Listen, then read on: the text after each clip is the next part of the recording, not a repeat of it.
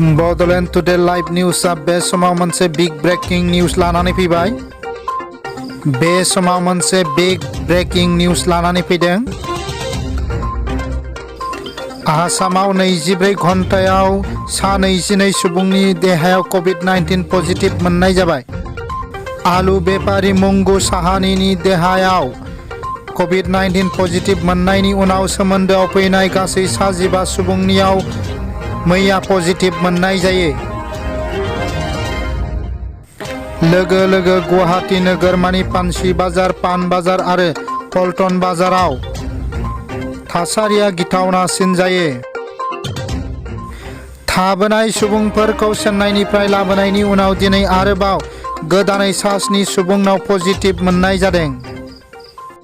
24 घन्टायाव 22 सुबुंनि देहायाव कोविड-19 पजिटिव मोननाय जाबाय।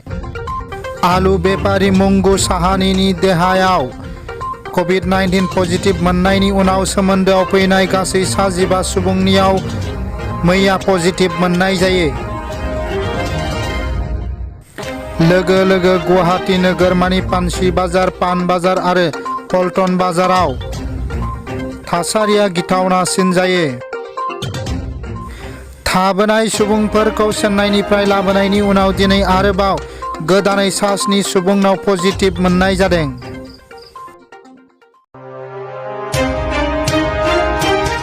बिसोरनि गेजेराव 3 सुबुङा केन्सारनि बेरामि आरो 2 गथ'आ हार्टनि बेरामनि थाखाय चेन्नाइआव फाहामथाय लाहैदोंमोन होननानै मिथिनो मोननाय जादों।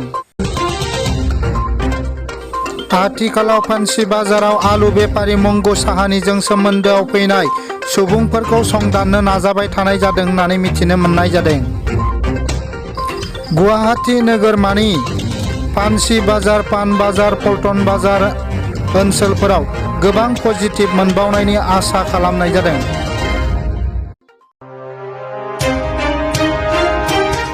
बिसोरनि गेजेराव 3 सुबुङा केन्सारनि बेरामि आरो 2 गथ'आ हार्टनि बेरामनि थाखाय चेन्नाइआव फाहामथाय लाहैदोंमोन होननानै मिथिनो मोननाय जादों।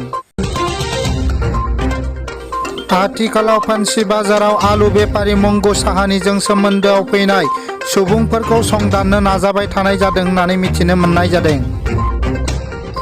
गुवाहाटी नोगोरमानि पानसि बाजार, पान बाजार, पल्टन बाजार ओनसोलफोराव गोबां पजिटिभ मोनबावनायनि आसा खालामनाय जादों।